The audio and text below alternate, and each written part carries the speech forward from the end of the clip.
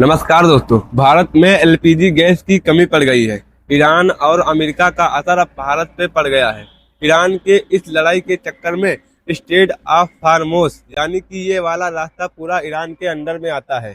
इस straight of फार्मोस पर भारत की समुद्री जहाजें फंस गई हैं, जिसमें लगभग एलपीजी की 3.5 लाख कंटेनर लोड हैं।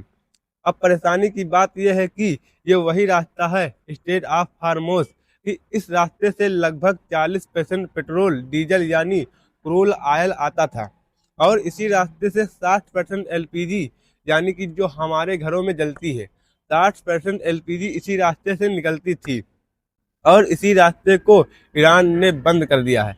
अब परेशानी की बात यह है कि हम जिस देशों से एलपीजी खरीदते थे, ये वही देश हैं। Saudi Arabia, UAE, Oman, Qatar, Kuwait, ये सारे अरब देशों से एलपीजी खरीदते थे, और यही सब देश मिलकर ईरान पर हमला कर रहे हैं। और ईरान तो पागल तो है नहीं। जब ये सब मिलकर ईरान पर हमला कर रहे हैं, तो ईरान ने ये रास्ता को मजबूरन बंद कर दिया है और कहा है तुम अपनी जहाज निकाल के दिखा दो यहाँ से।